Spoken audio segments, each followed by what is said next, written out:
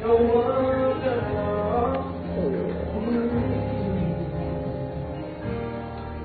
girl look good. I lost my daughter and my 2 grandchildren to something that I never imagined would happen. So heartbreaking because she's only 1 and she's not going to remember a lot, but I'm going to make sure that she's steeped in family. On March 5, 2021, the police received a 911 call for a welfare check in the calm of a St. Louis neighborhood. But as they entered the house, they were met with a horrifying scene. 34-year-old Roseanne and 2 of her children were found shot dead inside their home, while her youngest child was missing. And her husband, the same man she had just married, was nowhere to be found. As detectives launched a desperate manhunt, what they uncovered revealed a chilling pattern of abuse, ignored warnings, and a final act of violence that no one saw coming until it was far too late.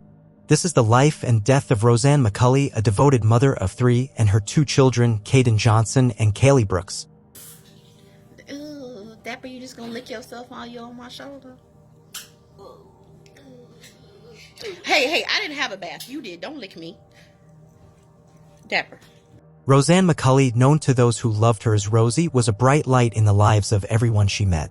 She was born and raised in Missouri, and from a young age, it was clear she was meant to create. Rosie's creativity knew no bounds. Whether it was with a paintbrush, a sewing machine, or a cake pan, she could turn the ordinary into something extraordinary.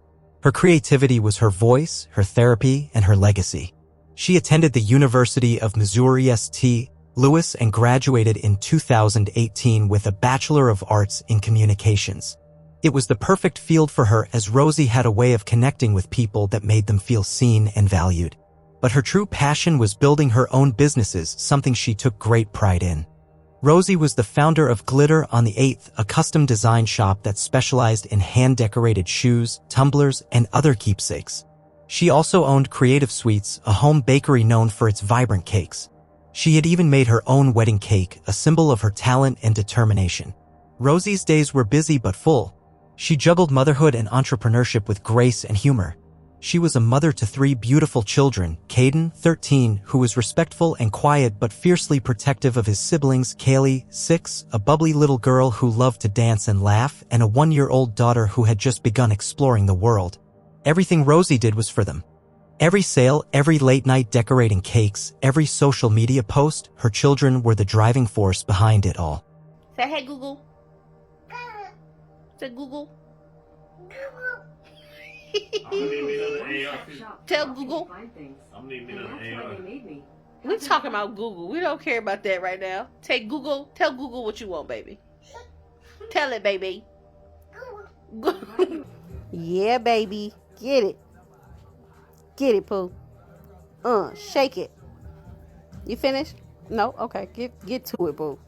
But behind the perfectly crafted images and glowing reviews, Rosie was living in fear.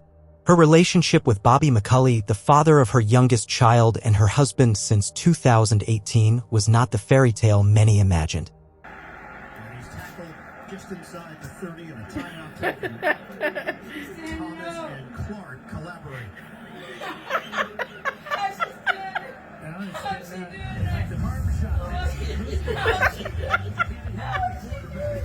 The two had been together for years before getting married, and in the early days, things may have seemed hopeful.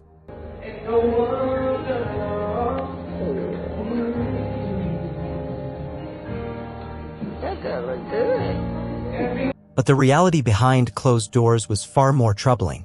Court records showed a long history of domestic abuse. In 2017, Rosie filed a domestic violence complaint against Bobby, but like many abuse survivors, she chose not to press charges. The case was dismissed, and the cycle of abuse continued. After their wedding, the violence escalated. Bobby's temper flared easily. Neighbors said they heard shouting coming from the McCully home almost every other night. Crashes, yelling, crying, it became a grim soundtrack in the neighborhood. Rosie, always trying to protect her children, tried to make it work. She hoped things would change, but they didn't. Her social media became a lifeline, a place where she could speak the truth even if just in small glimpses. She shared posts that hinted at her pain, posts that described terrifying nights and unhealed wounds. Just days before her death, she revealed that she had been hospitalized. Her injuries were severe. Bobby had allegedly stomped on her chest and abdomen. The CT scans showed no internal bleeding, but the muscle damage and bruising were extensive. She had been sent home with morphine and other medications to manage the pain. She was transparent about her shame, about how she tried to hide the bruises, how she blamed herself. But most heartbreaking of all was her desire to still believe things could get better. That maybe, just maybe, if she held on a little longer, something would change. Instead of showing any remorse, Bobby responded to her post with a cruel and ominous message, making it clear he felt no shame and even hinted that worse was yet to come. It was a message that left those who saw it deeply unsettled, not only because of its cruelty, but because it seemed to reveal something far more sinister. Between January and February of 2021, Rosie made multiple calls to the police. These weren't casual disputes. They were calls of desperation, domestic violence, threats, fear. According to police records, multiple calls from the McCully home were made in the last couple of weeks, one of them for domestic violence. And yet, despite all of it, Bobby remained free. Rosie was never offered the protection she needed. Instead, she took matters into her own hands. She kicked Bobby out of the house. She began the process of divorcing him. She even posted online asking for help moving his belongings out. Her followers, her friends, rallied around her. They believed she was on her way to something better. But danger doesn't always disappear when you leave. Sometimes it follows you. Sometimes it waits. On the night of March 5th, around 8:30 p.m., a neighbor saw Bobby sneaking into Rosie's home. Alarmed, they called the police. Officers arrived, knocked on the door, looked around. But they didn't see any immediate signs of trouble. So they left. It was a decision that would haunt many. What happened next would leave the entire community reeling. Bobby waited until the house was quiet. Then, behind closed doors, he confronted Rosie and her children. It's believed he held them hostage for hours, a period of time no one can fully account for. Whether there were arguments, pleading, moments of silence, we can only imagine. What we do know is that in those hours, 3 lives came to an end. Around midnight, a neighbor was awakened by a series of unsettling noises coming from Rosie's house. The shouting and screaming were unmistakable, followed by a loud bang that reverberated through the quiet street. Moments later, the lights in the house flickered oddly, brief flashes that seemed to hint at distress. Alarmed by the eerie silence that followed, the neighbor tried to call Rosie, dialing twice and hoping she would answer. When both attempts went unanswered, concern turned to certainty that something was terribly wrong, and they called 911 again. This time, the police didn't wait. They entered the home from the back, weapons drawn, announcing their presence. When no one responded, they forced the door open. What they found inside was nothing short of a nightmare. Just beyond the entrance were the bodies of Roseanne McCully, her son Caden Johnson, and her daughter Kaylee Brooks. Each had been shot. The scene was chaotic, furniture overturned, items strewn about, signs of a struggle evident in every corner. And then there was silence. Bobby and the 1-year-old child were missing. And so began a desperate search. A citywide manhunt. A race against time, not just to find the suspect, but to find an innocent child who might still be in danger. We start with a tragic story out of North St. Louis County where a mother and her 2 children were shot and killed inside their home. The victims, Roseanne McCully and her 2 kids, 13-year-old Caden Johnson and 6-year-old Kaylee Brooks. The suspect was identified as Bobby McCully III, the mother's estranged husband. Police also say he took their 1-year-old child. Police quickly issued an Amber Alert for the missing 1-year-old child. This alert, a desperate call to the public, was blasted across social media, TV stations, highway billboards, every possible outlet. Law enforcement feared the child was with Bobby and time was of the essence.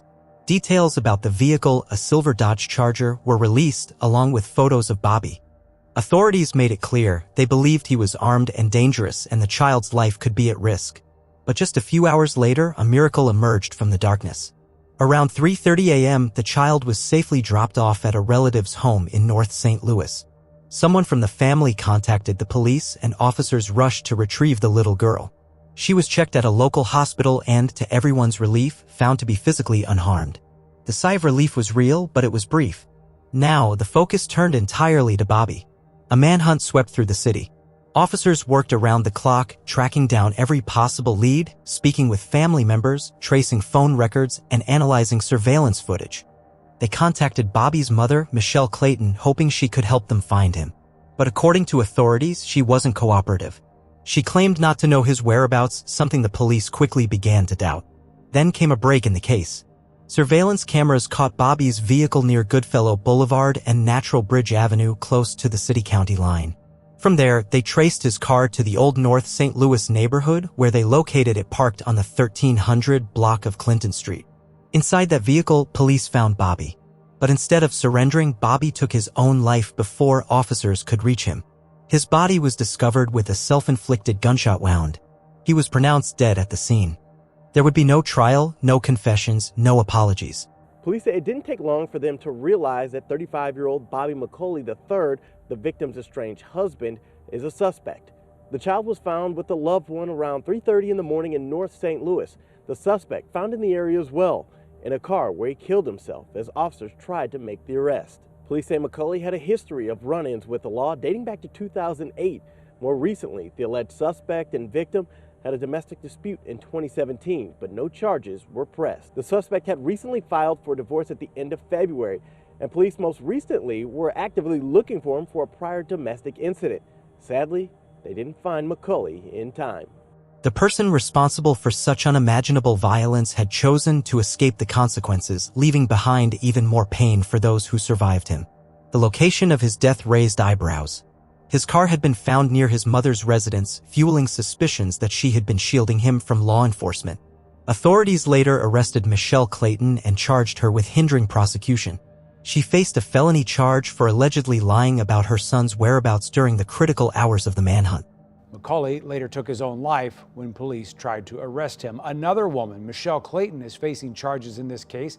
A probable cause statement says she misled and lied to police, preventing McCully's arrest. Her bond was set at $25,000. This revelation angered an already grieving community. Many couldn't understand how a mother, herself a grandmother to the murdered children, could protect someone who had committed such brutality. It deepened the tragedy and stirred a deeper public conversation about the cycles of violence, denial, and silence that too often accompany domestic abuse. And that's what this case became, more than just a crime. It became a symbol of how systems can fail and how dangerous it is when red flags are ignored. Rosie had called the police multiple times in the weeks before her death. Her neighbors had heard the abuse. Her social media posts revealed a pattern of escalating violence. Still, no one stepped in with the urgency that was needed. Rosie tried to leave. She sought help, but the response was insufficient. The system failed her and her children in the most irreversible way. In the days that followed the murders, the community came together in mourning. Vigils were held. Purple balloons, often used to symbolize the fight against domestic violence, filled the sky as people gathered to honor Rosie, Caden, and Kaylee. There were tears, prayers, and quiet moments of reflection. People left candles, flowers, and handmade signs in front of Rosie's home.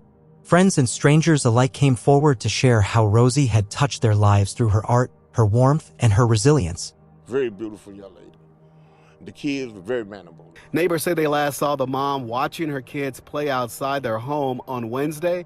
A bouquet of flowers now sits here in memory of the family. I've been trying all, I ain't even been asleep. I was trying to get some sleep, I'm devastated. My prayers, my family prayers go out to the family. I hate this even happened to the family. Rosie's close friend, Stephanie, was one of the last people to speak with her before the tragedy.